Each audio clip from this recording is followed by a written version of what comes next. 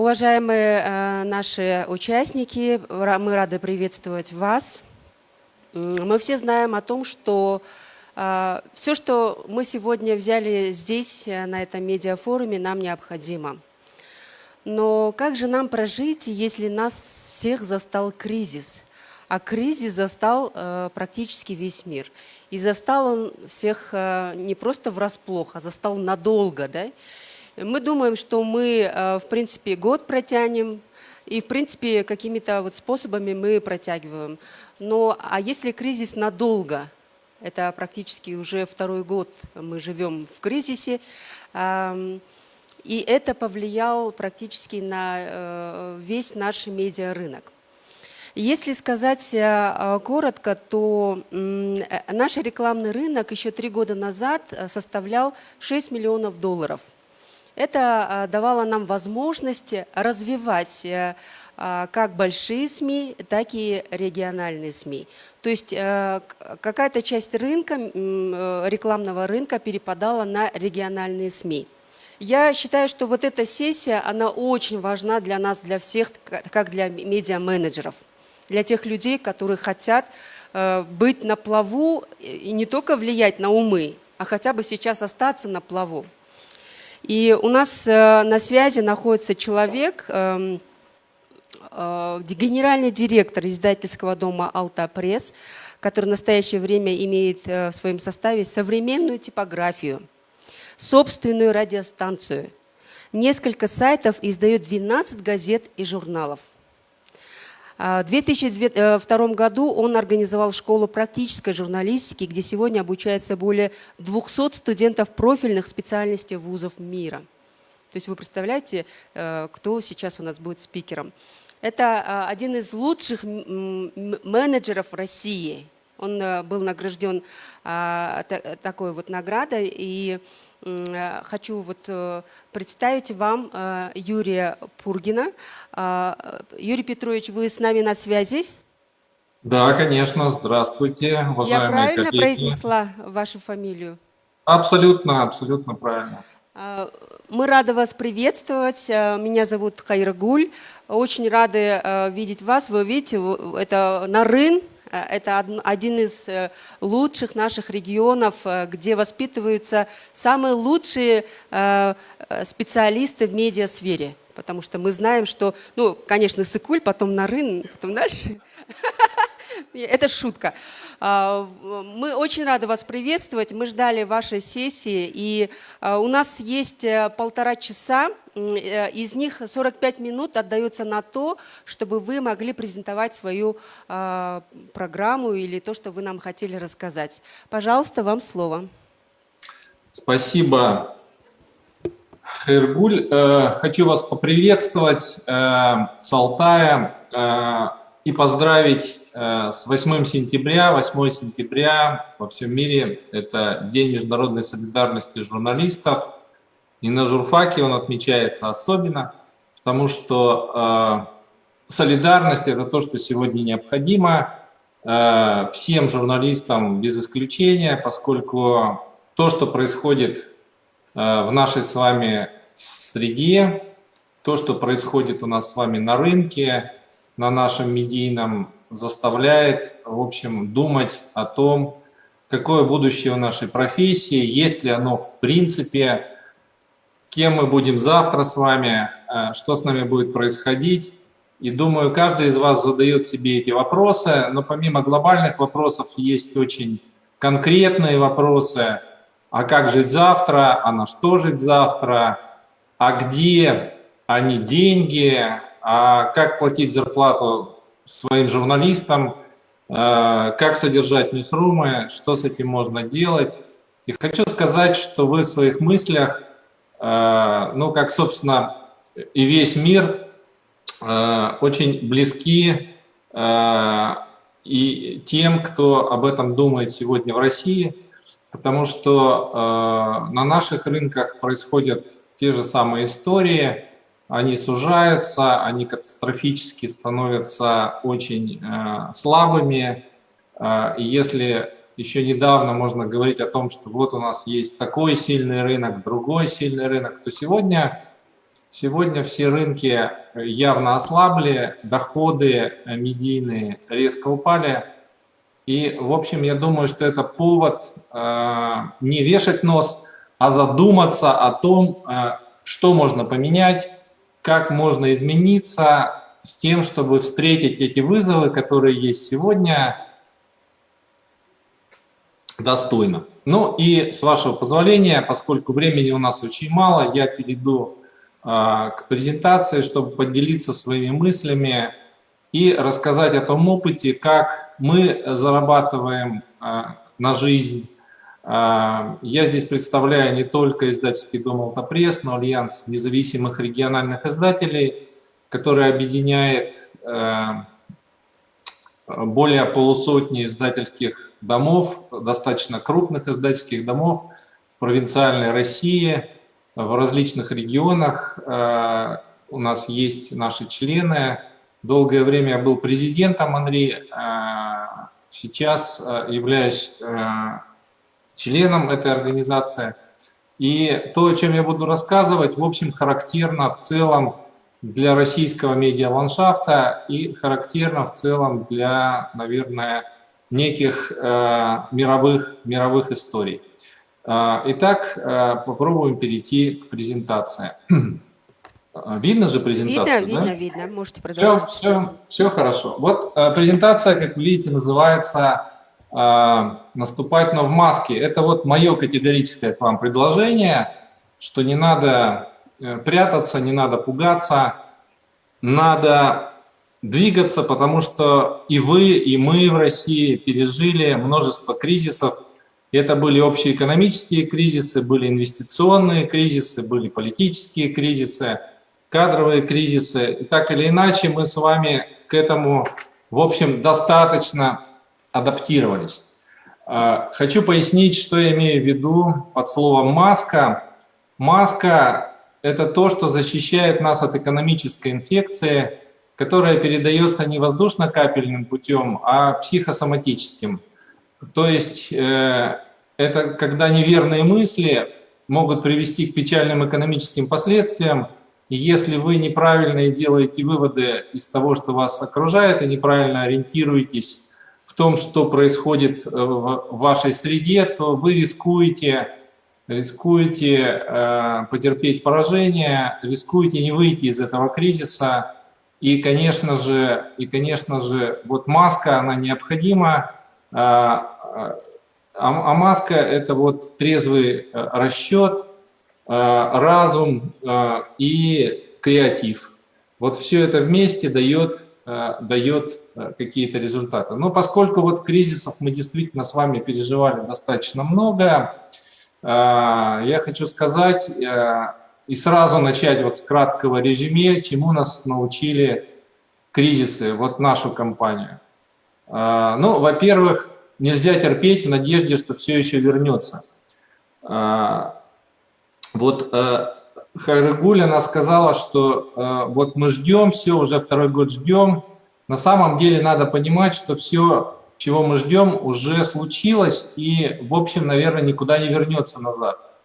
И если даже вернется, то вернется по-другому. И если вы вспомните свою историю кризисов и как вы из них выходили, вы тоже согласитесь с тем, что, в общем, возвращается все равно по-другому. И это очень такая вот вещь, сидеть не надеяться на берегу, что там завтра станет легче, наверное, не стоит. Надо исходить из того, с чем вы имеете дело сегодня. Второй такой базовый вывод заключается в том, что нельзя копить долги, нельзя залазить в оборотные средства компании, потому что это будет боком. Ваш корабль наберет воды, и в какой-то момент времени это станет несовместимым с жизнью, он пойдет ко дну. Поэтому надо искать другие способы заработать деньги. и эти способы должны быть у вас под рукой. Еще один совет от нашей компании заключается в том, что не нужно загонять себя в угол и брать те обязательства, которые невозможно выполнить. Вы понимаете, что вы не справитесь с этой задачей и подводите себя, коллег, своих сотрудников, поэтому надо быть предельно откровенными в этой ситуации, ничего не скрывать. И на самом деле вот такая откровенность, она рождает доверие и рождает некую уверенность в том, что передо мной адекватный собеседник, адекватный партнер, и я с ним могу совместно работать. Еще один общий принцип – это адекватность к кризису. То есть, с одной стороны, нельзя дремать, как я говорил, и ждать, сложа руки, сидя, пока все закончится, с одной стороны. Но с другой стороны, тоже надо рассчитывать свои силы, потому что силы во время кризиса любого, они гораздо меньше, чем когда его нет, и когда есть экономический рост. И здесь тоже надо быть аккуратным, чтобы не порваться от желаний своих, чтобы не желать невозможного, а желать именно то, чего вы реально можете достичь. То есть быть немножко реалистом. Следующий принцип, который мы тоже выстрадали, и вот, наверное, руководители со мной согласятся, региональных медиа, что обычно руководители в наших компаниях, в журналистских, ну вот те, которые независимы, они страдают больше, чем все остальные. Потому что они больше погружены в ситуацию, потому что они чувствуют ответственность за свой коллектив, потому что они очень сильно переживают за людей. И, как правило, вот руководители независимых медиа – это руководители, которые вышли из журналистики или остаются журналистами так или иначе. И они все очень близко к сердцу принимают. Но и здесь вот есть такой совет, что надо делить свою ношу с коллективом, объяснять ситуацию, договариваться о чем-то и как-то вот совместно преодолевать трудности. Еще одно наблюдение заключается в том, что вам придется перейти от стратегического управления, если кто-то им занимался, а мы в компании им занимаемся всегда, и у нас есть планы там на 5 лет, на 3 года, на год. Вот когда наступает кризис, управление очень резко меняется. Оно перестает быть стратегическим и становится ситуативным, потому что надо успевать извлекать ту маленькую пользу, которая есть сегодня, а не двигаться вот тем длинным курсом, потому что не очень понятно, насколько этот курс останется тем же, и может ли он измениться. Конечно же, он явно изменится после кризиса. И самое важное, что вот в этой ситуации у вас нет времени на принятие взвешенных решений. Вы точно будете ошибаться, вы будете делать какие-то понятные ошибки, потому что имеете дело с непредсказуемым. Поэтому главная задача в этом планировании – уменьшить цену ошибки. Ошибаться много, но дешево. Это вот такая непростая история в нашей сфере. Что надо понимать? Надо понимать, что во время кризиса все стандартные решения, ваши стандартные сервисы, которые вы привыкли оказывать, услуги, как правило, неэффективны, потому что происходит уплотнение конкуренции, потому что во время кризиса сдвигаются приоритеты у ваших рекламодателей, сдвигаются приоритеты у читателей, у нашего населения, оно начинает думать по-другому и двигаться по-другому начинает. Поэтому здесь, безусловно, нужен креатив, и я об этом уже говорил, что кризис – это время инноваций и уникальных предложений. Поэтому вот задайте сейчас себе вопрос, а сколько новых предложений ваши сотрудники подготовили и сделали во время кризиса? В чем их реальная новизна, кроме там низкой цены более? Как они помогают бизнесу? Помогают ли они реально тем бизнесам, которые есть в вашей республике, в вашей области? Насколько бизнес благодарен вам за эти ваши решения? Или вы об этом еще не думали? А если не думали, то самое время подумать. Ну и, конечно же, кризис – это очень позитивная вещь с точки зрения того, что она заставляет нас повышать эффективность не только труда и работать больше, но и повысить эффективность нашей рекламы и, по крайней мере, поставить зеркало перед собой, понять, насколько она помогает или не помогает. И, конечно же, для маркетинга это тоже очень такой хороший, правильный вызов, который позволяет нам быстрее двигаться. Поэтому спросите себя, есть ли у вас списки компаний, для которых кризис – это возможность улучшить свои рыночные позиции. Такие компании, точно говорю, есть. Есть ли у вас для таких компаний адекватное предложение? Ну и, конечно же, кризис – это своего рода момент истины, момент проверки реального качества ваших услуг и ваших продуктов. И должны вы себе задавать вопросы, можете ли вы расширить круг своих клиентов, кто эти клиенты, как их привлечь и что для этого нужно сделать. Ну и, конечно же, когда наступает такой кризис, какой наступил сейчас, очень важно задавать себе простые вопросы и находить на них непростые ответы или решения. В частности, вот провести свод-анализ с задачей трезвой оценки компании в текущей кризисной экономической ситуации. Я надеюсь, вы знаете, что такое свод-анализ, поэтому объяснять не буду, но просто скажу, что это анализ сильных, слабых сторон компании, анализ возможностей и угроз, которые есть на рынке. Безусловно, надо определиться со штатом, выделить лишние позиции, если таковые у вас остались, провести всесторонний анализ затрат, опять же спросить себя, поддерживаете ли вы бизнес и готов ли он вас поддержать, можете ли вы оседлать кризис и, воспользовавшись им, увеличить трафик, например, на свой сайт, и что для этого сделать, как вы будете удерживать читателей. Ну и надо понимать, конечно же, что мы с вами попали, как и весь медийный мир, в идеальный шторм. Что такое идеальный шторм? Идеальный шторм – это экономический спад, который имеет место быть, и думаю, не только в России, но наверняка и в вашей республике. Это эпидемия ковида, которая убирает лучших, прекрасных людей и которая заставляет нас переходить на дистанционную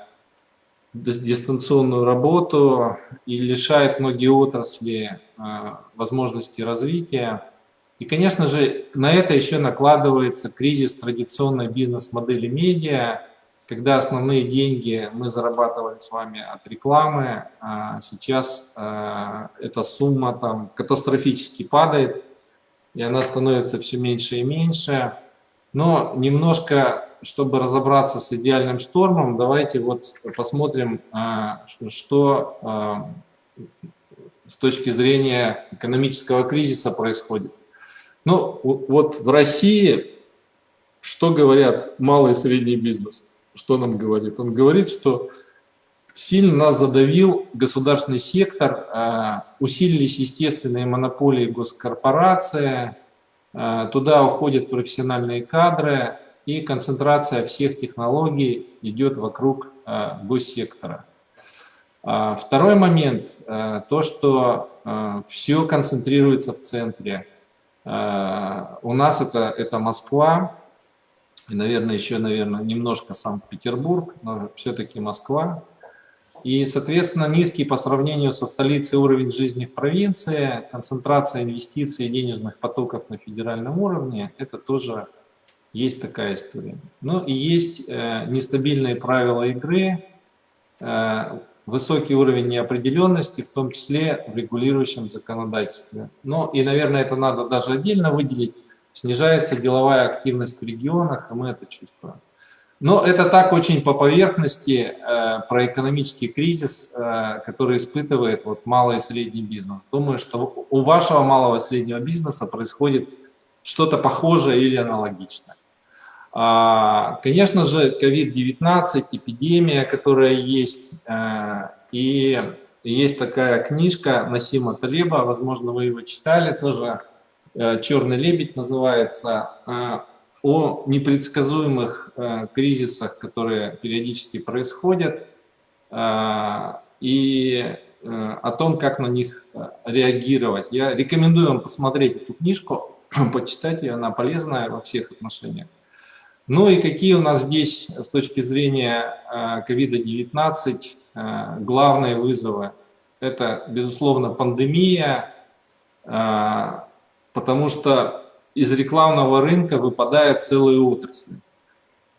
А те, кто не выпадает, им приходится пересобирать свои бизнес-процессы и резать затраты. И мы с вами относимся вот к этому виду бизнеса точно. Помимо пандемии, COVID-19 принес еще и инфодемию, то есть переизбыток онлайновой и офлайновой информации в виде потока слухов, ложных или намеренно искаженных данных. И все это спровоцировало сильнейший кризис доверия к медиа в целом, потому что в социальных сетях, в интернете слухи зачастую доминируют над тем разумным и тем естественным, и тем правильным, что несут настоящие средства массовой информации. Ну и, наконец, изоляция, то есть переход на удаленную работу, дистанционные форматы общения, которые сократили офлайн аудитории читателей и сделали онлайн-потребление или делают онлайн-потребление нормой жизни. И от этого никуда не деться. Ну и, наконец, наш с вами персональный кризис, кризис журналистский, это кризис рекламной бизнес-модели СМИ. Что здесь? Здесь у нас есть с вами изменение потребительского поведения, то есть вынужденное ограничение офлайна приучило людей получать всю необходимую информацию онлайн. И, к сожалению, как мы тоже выясняем, это оказались не наши с вами площадки. Усилились новостные агрегаторы и соцсети. Новостные агрегаторы, ну, у нас это Яндекс Новости, Яндекс.Дзен, Google News там, и так дальше. Специализированные есть агрегаторы. Платформы, социальные сети заменяют и вытесняют региональные сайты, оставляя аудиторию у себя, зарабатывают большее количество денег. И они являются чемпионами, в то время как мы с вами чешем в затылке и думаем, где же наши доходы.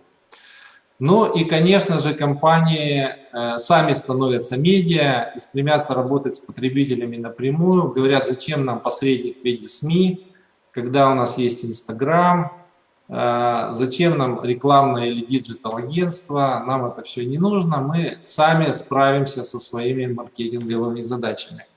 И это, конечно же, страшный вызов, который вот в последнее время мы наблюдаем, и мы его чувствуем, и мы его понимаем, и думаем, что с этим делать. Ну и, конечно, если отвечать на этот вопрос, а что с этим совсем делать, что делать с этим идеальным штормом, надо нам продолжать работать, экспериментировать и использовать при этом все цифровые возможности. При этом вот самое важное, что надо понимать, это время большей активности. И для нашего с вами бизнеса это время интенсивной работы, потому что идет передел даже на самых локальных рынках. И сейчас то самое время, когда мы можем либо нарастить долю рынка, либо привлечь клиентов конкурента, либо запустить какие-то новые вещи, новые продукты, которые реально нужны рынку. Ну и если уже вы занимаетесь анализом, и если вы согласны с тем, о чем я говорил выше, вы должны ответить себе на два вопроса прежде всего. То есть, что происходит с вашими рынками и клиентами? И второй вопрос, как меняется поведение потребителей в кризис? Население на самом деле, вот что социологи выяснили, делится на 4 типа во время кризиса. Часть жесткие экономы, которые привыкли сразу, как наступает кризис, начинают экономить на всем. Есть умеренные экономы, которые позволяют себе какие-то мелочи дополнительные к тому, что есть. Есть обеспеченные люди, которым все равно кризис, не кризис, они живут и потребляют. Есть люди, живущие одним днем, тоже прекрасные люди, которые готовы тратить то небольшое, что у них есть, сразу потратить, а потом, ну, как сложится обстоятельства. Ну и, соответственно, есть 4 категории товаров и услуг, которые вот относительно кризиса их тоже можно разделить. Это товары первой необходимости, это так называемые сопутствующие товары, которые вот, они тут еще в скобках называются товары поблажки, которые вы можете себе позволить, но иногда есть товары с опцией отложенного спроса, то есть то, без чего можно пожить, но некоторое время, потому что рано или поздно там новый холодильник придется покупать, рано или поздно микроволновку придется заменить, ну и так дальше. И есть совсем необязательные товары, без которых можно обойтись. И, к сожалению, некоторые думают о том, что вот газеты, в частности, это точно не обязательный товар сегодня. И это, конечно, печаль. Это, конечно, печаль. Но вот это я оставлю на эту часть. Презентация будет доступна, я ее уже переслал организаторам. Эту часть про подробное описание поведения потребителей и что делать с этими товарами, какая есть маркетинговые тактики, я вам оставлю на самостоятельное изучение. Заодно проверите свое знание английского языка. Тут очень подробно описываются тактики компаний и товаров, которые попадают вот в разные истории. Ну и что очень важно? Очень важно сегментировать рекламодателей и определить для себя, что находится в зоне неопределенности, что растет, а действительно в кризис есть отрасли, которые растут, и они росли. Вот в России очень сильно выросла во время пандемии доставка продуктов. Очень сильно выросла продажа электронных книг и сериалов, всяких медицинских историй, то есть медицинские обследования, программы реабилитации после ковида. Вырос, как ни странно, самостоятельный туризм, потому что это тоже не в группе, это отдельные люди, которые могут путешествовать. И, конечно же, все погрузились в дом, дачу, ремонт, и это тоже важно, а часть еще занялась спортом и стала немножко об этом думать. Поэтому вот очень важно грамотно провести сегментацию ваших рынков и найти те отрасли, которые реально растут. Ну вот здесь пример такого среднего города в России, что в нем росло в первом полугодии 2021 года. Это реальное исследование, реальные результаты. И вы видите, очень много чего реально растет. Другой вопрос, почему и что нужно этим рынкам для роста, это вот очень важно.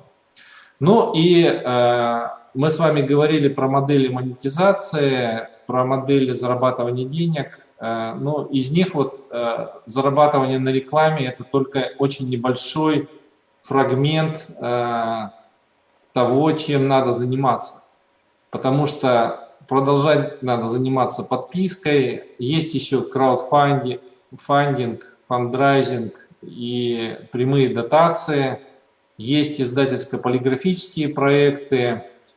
Ну и все, что связано с сервисом, образовательные проекты, консалтинговые, есть гранты, фонды и спонсоры, есть ивент-проекты, есть и тот же самый мерч, то есть выпуск какой-то брендовой одежды. В общем, очень много чего можно себе позволить, если помечтать, подумать и определиться с этим.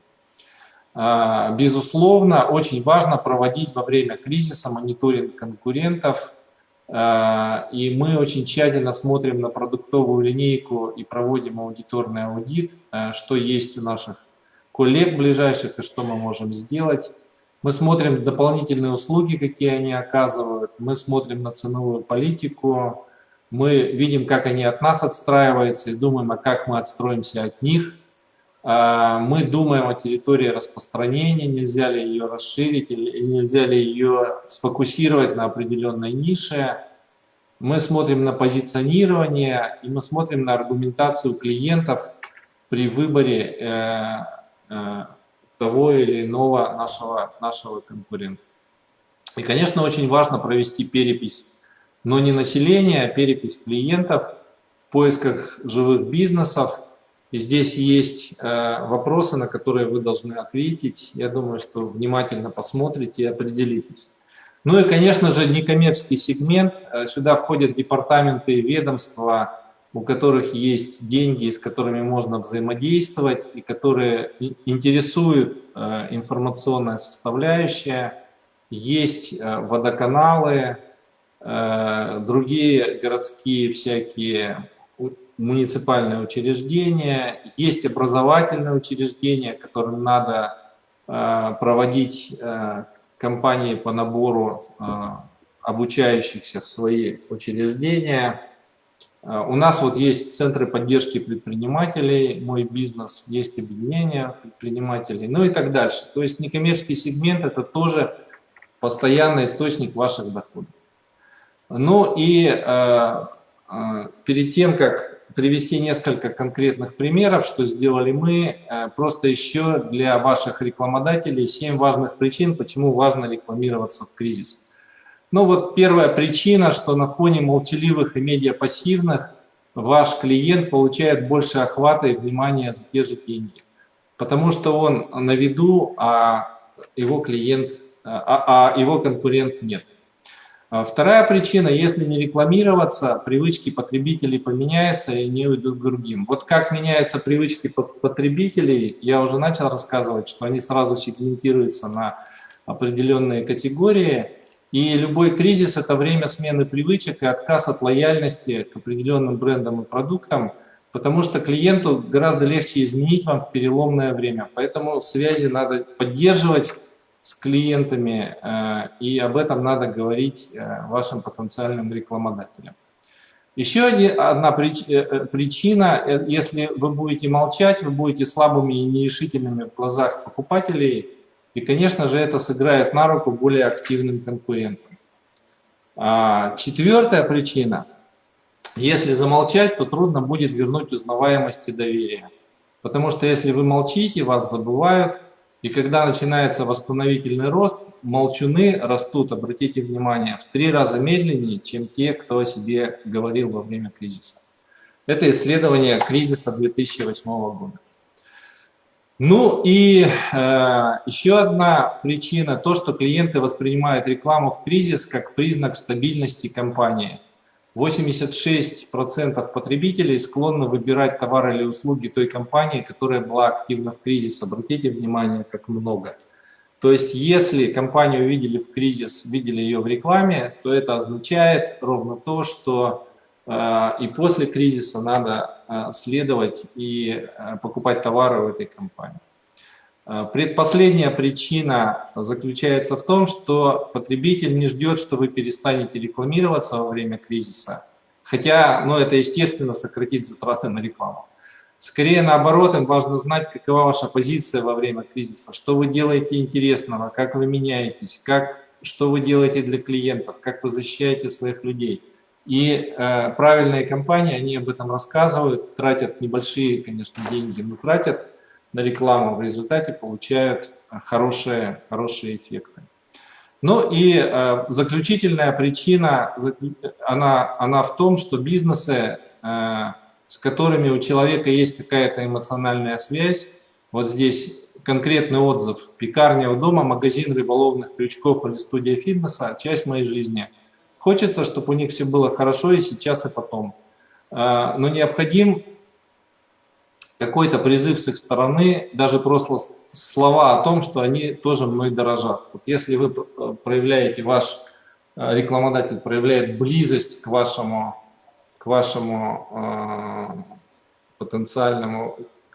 потенциальному потребителю, потребитель это реально ценит.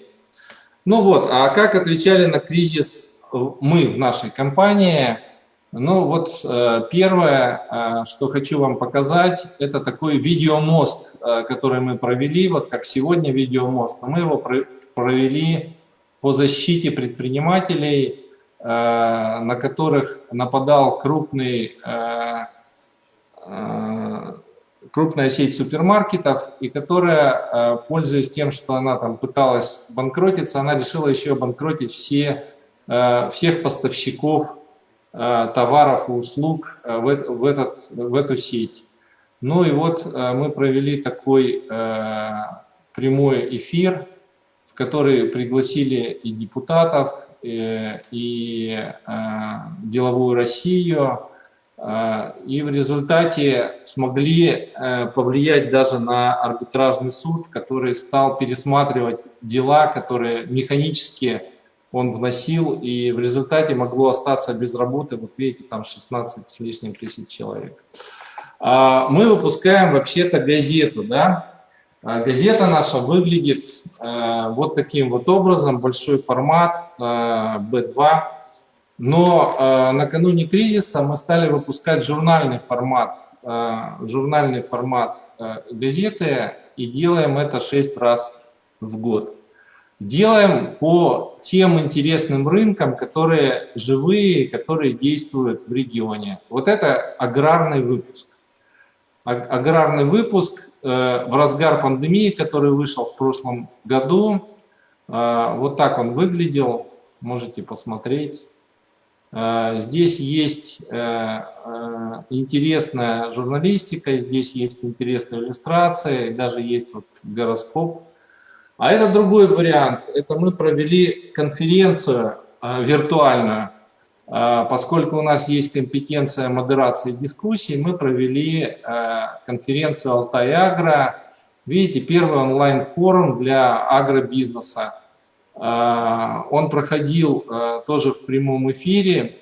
Я его модерировал вместе с нашими журналистами. Мы делали сюжеты и делали еще онлайн-выставку с помощью наших программистов. Это был отдельный сайт этой конференции.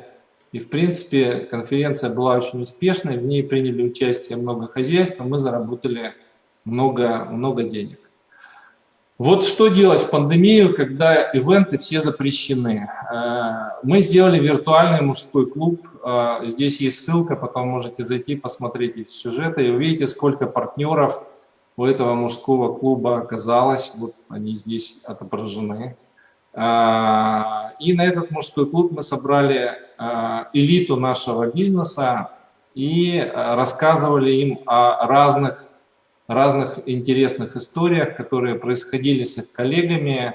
Кто-то путешествовал по полярному кругу, кто-то испытывал автомобили в экстремальных ситуациях. В общем, много у мужчин есть всяких хобби, о которых они могут с удовольствием рассказать. Ну и такая ценная аудитория, раз это бизнес-сообщество и сфокусировано все на бизнес-сообществе, то мы получили много рекламодателей по этому поводу. Вот видите, тут рассказ на нашем сайте, как прошло заседание во время пандемии вот этого самого мужского клуба. А в студию к себе, ну то есть в свой конференц-зал мы приглашали только тех, кто участвовал в сюжетах, соответственно, больше никого не приглашали. А вещание велось, трансляция велась на весь регион. При этом, знаете, как мы сделали? Мы каждому участнику нашего мужского клуба, там больше 200 человек, мы ему послали бутылку вина и сыр. Он мог открыть эту бутылку, небольшую бутылку, налить себе бокал вина и сесть перед монитором и посмотреть наш мужской клуб. В общем, всем понравилось. А вот другой пример. Мы предложили, он назывался «Алтапресс идет на помощь», мы предложили такой вот сертификат на размещение бесплатной промо-новости на сайте тем, кто пострадал от пандемии, наиболее серьезно компаниям. И, конечно же, они были благодарны за то, что мы им вот так вот такую бесплатную услугу оказали. И многие из них, ну, конкретно процентов, наверное, 25 компаний после вот этой акции, они остались с нами и являются нашими теперь постоянными рекламодателями. Вот. Ну и к чему привела эта история перехода из чисто газетных полос на глянец и на издание глянцевых журналов, которые, как я сказал, 6 раз в год выходят. Вот последний номер «Свободного курса» вышел в журнальном варианте на 100 полосах, из которых 40 рекламы. Представляете, какой мы получили нормальный доход. Ну и 21 год не отличался, тут тоже были эти же истории. Теперь мы там делаем на Ютубе какие-то вещи. Мы провели аграрную конференцию, и вот я вам хочу показать, что сейчас мы готовим новый сайт Алтай-Агро, который, как вы видите, целиком посвящен агробизнесу. Это уже там такая деловая совсем журналистика, но это то, что реально приносит деньги, и то, на чем мы собираемся зарабатывать. Вот сейчас я вам показываю то, чего еще нет. Это мне там вчера принесли с дизайна программисты и программисты, то есть у нас есть отдел развития, принесли вот то, как будет выглядеть этот портал в ближайшее время, который мы запустим. Ну и вот выпуски свободного курса, самые разные. Это вот аграрный спецвыпуск этого года был, это строительный спецвыпуск. В общем, что я хочу сказать? Я хочу вам сказать, что если вы будете проактивны, если вы будете думать о своих клиентах, если вы будете их удерживать, если вы будете искать для них пользу, все у вас будет хорошо, чего я вам и желаю. Надо прорваться, адаптироваться и жить лучше, чем сегодня.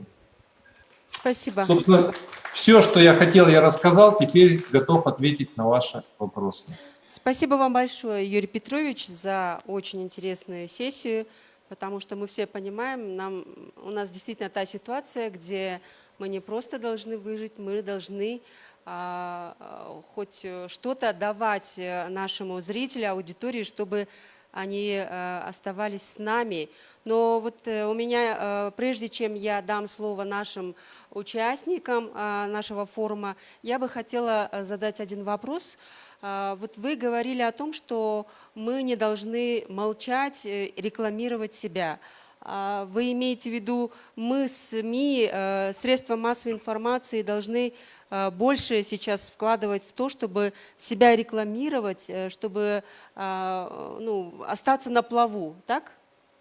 Ну, на самом деле не совсем так, потому что я говорил не столько о нас с вами, сколько о наших клиентах, которые во время кризиса задают нам один и тот же вопрос, что у меня нет денег, мне не на что рекламироваться, зачем я это буду делать, и, собственно, это важно. Но, и говорил я именно об этом, но всем остальным я хочу сказать, что все, что я говорил, точно так же относится и к самим СМИ. Мы должны о себе напоминать, потому что наша категория, к сожалению, не обязательные товары. Мы с вами, вот хотите вы, не хотите, мы находимся в разделе необязательные товары. Вот соцсети у человека обязательный товар, а мы с вами не совсем обязательный товар. А поскольку мы не совсем обязательный товар, мы должны стать близкими людям, а для этого, чтобы стать им близкими, мы должны о себе напоминать и должны что-то делать для людей и так делать, чтобы они это понимали. Поэтому продвижение – это то, к чему тянется рука любого человека, который борется с кризисом, но менеджера, чтобы вычеркнуть ее. Но это надо сохранять, чего бы то ни стоило. Просто, может быть, в других, более эффективных, подумать над эффективными методами и не такими затратными, но продвижением надо заниматься, я в этом убежден. Спасибо большое. Я бы хотела узнать, есть ли у зала вопросы. Вы можете задавать на кыргызском, я могу переводить. Да, пожалуйста, представьтесь. Курманкалиев Алмазбек. У меня такой вопрос, Юрий Петрович. Вот вы упомянули в своем выступлении, что вот надо искать такие краудфандинговые модели. Да, мы такие модели видим, в частности в Штатах, в Европе, они очень достаточно эффективны. Получилось ли вам вот такую вот краудфандинговую модель применить в вашем, так сказать, бизнесе? Такой вопрос у меня. Ну, ответ мы этим не занимались, честно говоря, потому что мы видим еще потенциал рекламный, который есть. И для нас краудфандинг – это обращение к нашим нормальным рекламодателям, с которыми мы делаем какие-то специальные вещи. Ну вот такой специальной вещью у нас является, например, те специальные выпуски, которые я вам показывал, вот в журнальном варианте. Да, что такое журналы? Это тематические выпуски, посвященные каким-то отраслям. Они очень глубоко анализируют эту отрасль, они содержат информацию, которой нигде нет, и отрасли и компании, о которых мы рассказываем, они готовы за это платить, даже если им, ну вот простой пример.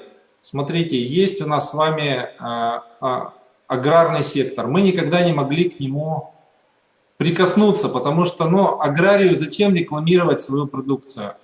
Я хорошо работаю, я сдаю ее сельхозпереработчику, зернопереработчику, продаю куда-то на экспорт свое зерно, и, собственно, и все на этом заканчивается. И мы никак не могли к этому сектору прикоснуться. Мы видели, что там много денег, что там много каких-то заходит новой техники, что там новые технологии заходят, что туда государство тратит сегодня в России очень много денег. И когда мы определили, что это для нас приоритет, мы стали думать, а как туда зайти, что можно для этого сделать. И вот я вам показывал эту конференцию, которую мы провели.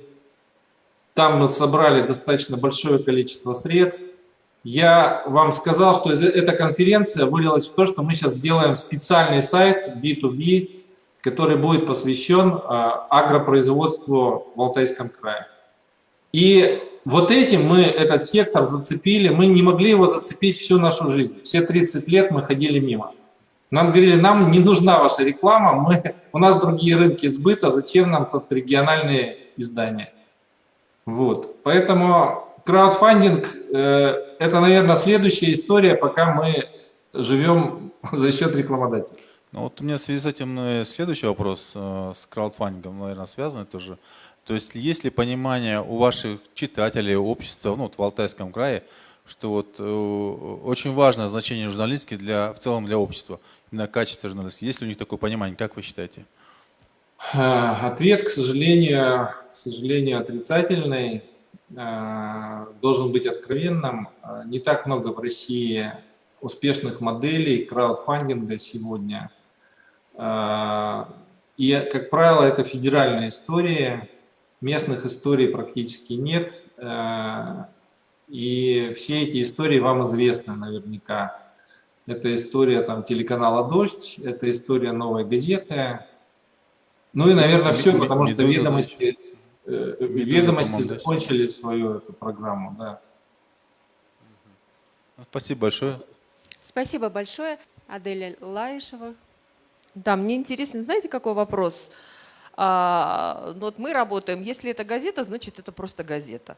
Если это телевидение, радио, да?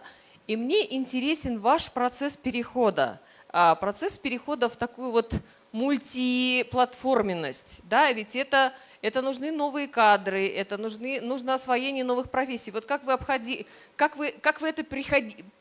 к этому пришли и как вы этот момент перешли? Вы нанимали людей со стороны, либо вы сами перепрофилировались, сами искали какие-то варианты. Вот эта фишка в чем? Спасибо за этот вопрос, но надо сказать, что я по этому поводу целую книгу написал, поэтому ответ – это целая книга, она такая толстая. Сейчас найду, покажу. Вот, Вышлите. называется «Стратегия неизбежного перехода». Но на самом деле это было тяжело, больно, и это еще не закончилось. Это очень сложно стать мультиканальным, мультимедийным медиа. Мы сделали очень много шагов к этому. Это было непросто. У меня по этому поводу есть несколько циклов и тренингов, потому что этот переход, он не может произойти вот в одночасье, по щелчку. Так оно не работает, как вы понимаете. И в чем ошибка? Вот сегодня в любом случае, ну то есть вы поняли, что это долгий разговор, но что нужно делать сегодня? Никоим образом нельзя оставаться одним медиа, никоим образом нельзя оставаться одной газетой, никоим образом нельзя оставаться телеканалом, никоим образом нельзя оставаться просто сайтом. Надо двигаться в разные каналы дистрибуции. Борьба 21 века, основная борьба за каналы дистрибуции. Чем больше у вас каналов дистрибуции вашего контента, тем вы больше имеете шансов победить на рынке, остаться на рынке и сделать шаги вперед. У нас мы долго формировали объединенную редакцию. Это было мучительно и больно. У нас были редакторы без портфеля, у них не было редакции. Представляете, есть редакторы, у них нет редакции. А есть объединенная редакция, которая работает по всем заявкам. У нас к этому мы шли очень долго. Мы писали дорожную карту. Сейчас в России они снова уже не популярны, но в какое-то время они были очень популярны. Мы рисовали эту дорожную карту, и в ней свой путь проходила рекламная служба, свой путь проходили журналисты, свой путь проходил маркетинг. В общем, каждый проходил свой путь, а потом все это вместе соединялось. И хочу сказать, что у нас были и исходы, там уходили люди, они не соглашались с тем, что вот мы какие-то другие становимся. Потому что многие любили свою газету вот до потери пульса. Я думаю, вас кто-то также любит. Ветераны очень сложно переходили на эту модель. Но это неизбежно, потому что мир изменился. Если мы с вами не изменимся, юное поколение, оно просто не читает газет, к сожалению. И что бы мы ни делали, оно читать их не будет. Вот, ну, уже так устроен мир. Поэтому вот принять его, заставить принять своих коллег это все и быть мультиканальным, обязательно стать мультиканальным медиа, это самое важное. Но мне кажется, еще важно не бояться каких-то перемен и просто вот нырять в эти перемены, да? Ну, не бояться это прежде всего, потому что бояться это значит никуда не двигаться. Вот тоже и в кризис, о котором мы сейчас говорили, если бояться его и закрывать глаза и уши и двери, то вообще никуда не продвинешься. Обязательно не бояться, обязательно быстрее делать все, что можно. Обязательно агитировать своих людей. При этом вы встретите гнев, сопротивление, отрицание. Люди будут в отказ уходить, они будут говорить, что никогда, так не будет, мы так не умеем. Это невозможно, но постепенно, шаг за шагом, если вы будете настойчивы, вот не бояться, быть настойчивым, упорным и идти до конца, вот тогда победить. Спасибо большое. Вот вопрос, да, пожалуйста, представьтесь. Назира Джусупова, Ассоциация общественных СМИ. Меня интересует, да, во время пандемии, возможно, или не пандемия, источники финансирования, кроме рекламы, да, если реклама не покрывает полностью все расходы медиа-организации, какие вашего медиа, какие источники финансирования, когда вот от рекламы не полностью получается? Спасибо. Ну, да, пожалуйста. Вот смотрите, у нас диверсифицированная компания, то есть в ней находятся не только средства массовой информации. Как вы слышали, у нас есть типография, она занимается производством не только газет и журналов, но она еще занимается производством этикетки и упаковки. Пищевая промышленность, она очень крепко стоит на ногах, и во время кризиса она всегда растет. Вот все остальное падает, все отрасли падают, а пищевая промышленность растет, потому что люди все равно едят. Вот еда – это первая необходимость. И производство упаковки нас выручает. У нас есть дистрибуторская компания, которая работает от Урала до Дальнего Востока и снабжает газетами и журналами. Расстояние вот это обслуживает территорию от Урала до Дальнего Востока. У нас есть люди, готовые там делать книги для каких-то компаний, делать события какие-то для каких-то компаний. Ну, конечно же, можно и сайты тоже делать для каких-то компаний. Поэтому здесь вот все, что можно, все, что не идет во вред вашему основному бизнесу, ну, то есть, или это даже уже и не бизнес, а это наше основное дело, да, которому мы не изменим, поскольку мы журналисты прежде всего. Вот все остальное тоже годится, если это работает. Просто в каждом конкретном случае у вас есть что-то свое. Ну, например, когда нам было очень плохо, мы просили, договаривались с некоторыми компаниями о том, что мы напишем для них какие-то книги. Мы написали эти книги корпоративные, истории этих интересных компаний, например. Они были готовы за это заплатить, им это было интересно. Это работает вполне себе нормально, вполне себе хорошо. Спасибо Но большое. в России, хочу еще сказать, что многие компании, они стали диджитал-агентствами, потому что у нас есть с вами компетенция, если они у вас есть, а вот у нас они есть, работа, например, с социальными сетями. Многим компаниям вот этот сервис очень нужен, потому что они понимают, что с социальными сетями надо работать, а как, они не знают. И мы можем им помочь с вами, если у нас есть хорошие специалисты в этой области. У нас такие специалисты есть, мы их давно готовили, и, в общем, они компаниям помогают. Спасибо. У нас еще есть вопрос, да, пожалуйста. Угу. Вот Здравствуйте. Азамат, а потом вы. Да, Азамат Хасбеков, журналист. Я вот хочу спросить у вас, вот как бы вот то, что сейчас медиа ваша переживает, ломает себя и делает вот такие такой контент, не означает ли, что вы отошли от миссии журналистики вообще, да? То есть как бы служить обществу? Это чисто провокационный вопрос. Наверное, те аксакалы, которые у вас работали, наверное, так и вопрос задавали. Это чисто провокационный вопрос. А второй вопрос. Возможно ли, чтобы аналитика, серьезная аналитика зарабатывала? Потому что то, что вот сейчас вы делали, когда собирали бизнесменов, это все-таки узкоспециализированный анализ, да, ситуации для какого-то конкретного отрасли. А ну, как бы, знаете, people have it, да? Ну, сейчас анализ никому не интересен и не даст денег, я тут думаю. Возможно ли, чтобы хороший анализ давал деньги? Спасибо. Да, пожалуйста, спасибо вам за вопрос. Но на самом деле и в том, и в другом случае я с вами не соглашусь. Потому что хорошая журналистика, настоящая журналистика, она всегда востребована, и она всегда, знаете как, я люблю говорить всегда, я люблю говорить, что если ты занимаешься хорошим делом, оно тебе так или иначе приносит деньги. Если ты не занимаешься нехорошим делом, то и не удивляйся, что денег у тебя нет. Значит, ты как-то не достучался до своего читателя, ты не смог его привлечь, ты не смог заработать деньги на этом. Значит, это дело не совсем хорошо, если оно не приносит деньги.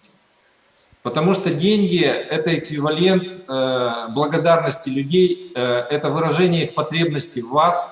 Это же ничего другого в этом нет, кроме вот этого. В нашей профессии, в журналистике я имею в виду. Поэтому… Безусловно, есть тонкая грань между пиаром и журналистикой, которую тоже надо проводить, и мы всегда ее проводим изначально в компании. И у нас нет смешения пиара и журналистики. А вот в чем вы совсем не правы, в том, что серьезные аналитические материалы, они как раз и принесли нам основные деньги во время пандемии. Если вы меня внимательно слушали, то я вам показывал специальные выпуски по отраслям.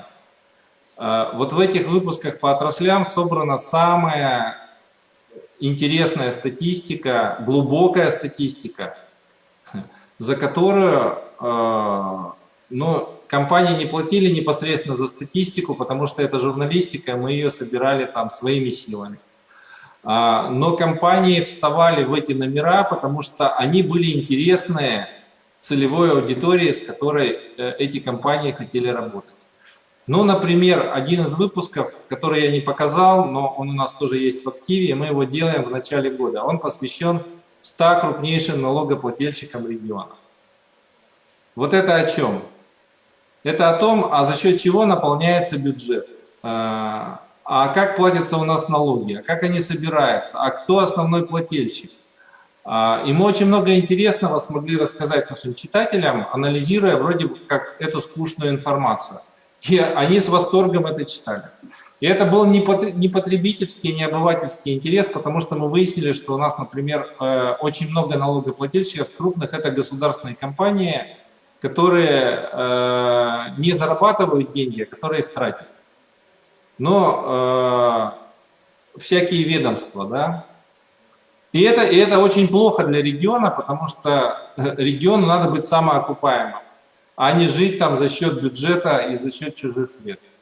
Ну и таких вот тем, потом анализ работы строительного комплекса, который мы проводим, он тоже уникален, потому что он независим от власти, и мы делаем его сами. Более того, мы рассказываем о всех проблемах, которые есть в отрасли. Мы проводим специальные круглые столы, где выявляем вот эти все проблемы, и с которыми можно обратиться к власти, и что нам мешает. Мы проводим и делаем материалы по точечной застройке, которая портит там город. Мы пишем о том строительстве, когда уничтожается историческая часть города, и что это очень плохо, и что это очень неправильно. Ну и так дальше. То есть, если вы занимаетесь серьезной аналитикой, то вы имеете возможность заработать самые большие деньги. Спасибо большое. У нас всего осталось 3 минуты. Есть возможность принять последний вопрос и ответ, пожалуйста. Здравствуйте, Эльвира Турдубаева, Университет Центральной Азии. Как повлияла COVID-19 платформы, да, платформенный капитализм, платформ капитализм, вот новый термин появился, где Zoom, где Meet, вот эти все платформы тоже конкурируют с СМИ, да, то есть они тоже выполняют роль СМИ.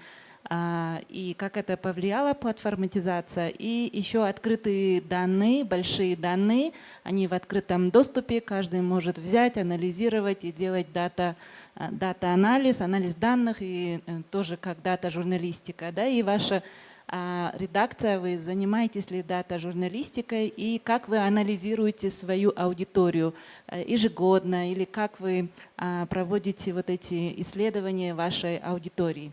Спасибо, очень обширный вопрос. Я надеюсь, вы уложитесь в 2-3 минуты. Как положено университету, я как человек из университета, я профессор Алтайского университета, быстро вам отвечу. Значит, исследованиями аудитории мы занимаемся вот прямо сейчас в режиме онлайн. У нас есть куча статистических данных по нашей аудитории, и мы знаем, как они читают, дочитывают, не дочитывают, как дочитывают. В общем, специально наши программисты этим занимаются. Они занимаются анализом интересов читательских. И у нас есть программа, которая позволяет писать SEO-тексты по запросам читательской аудитории. Мы ее изучаем. И на следующий день планируем те материалы, которые отвечают на эти вопросы, которые были актуальны в настоящий момент времени. Это первое. Поэтому данные читателей – это самое важное, и это очень-очень-очень острая история, которую надо учитывать. Что касается платформы, к сожалению, продолжают наступать, они съедают очень много денег. В России они очень сильно, Яндекс очень сильно уронил посещаемость региональных каналов, например. Он сначала к себе приучил, а потом... Ну, и мы живем с вами в мире платформ. И, к сожалению, это надо понимать. И с платформами я даже вызывал... У меня была такая очная дуэль с Яндексом. Вот она очень интересная была. Мы, региональные издатели, вызвали... Ну, я вызвал на дуэль Яндекс, они пришли, и мы с ними разговаривали на ту тему, что они губят региональных издателей. В чем-то они согласились, но спустя полгода вот уронили посещаемость региональных издателей совсем. Поэтому есть эта история, которую надо преодолевать. Противоядие не найдено, но думаю, что все вместе, отрасль должна на это очень чутко реагировать и бороться. Если будет реагировать и бороться, значит победим. Не будет, не победим. Поэтому здесь вот ответ про платформы вот такой. Да, это есть, да, это зло, да, с этим надо бороться, платформы надо использовать, но, к сожалению, надо понимать, что они используют нас гораздо больше, чем мы их. Спасибо большое. Очень приятно иметь дело с, не просто с менеджером, а с тайм-менеджером, да, менеджером, который знает, что и когда завершить в данном случае нашу сессию. Я думаю, что мы получили очень много информации, которую нужно еще переварить, потому что завтра у нас тоже еще одна сессия есть. Юрий Петрович, вам огромное спасибо от всего нашего кыргызскоязычного медиа-сообщества за предоставленную информацию. Надеюсь, мы еще увидимся. И вам всем тоже огромное спасибо за то, что приняли активное участие в нашей сессии. Всем добра, процветания, и чтобы у вас все получилось. Спасибо. Спасибо вам. С Днем международной солидарности журналистов. Еще раз. До свидания. Вас также поздравляем.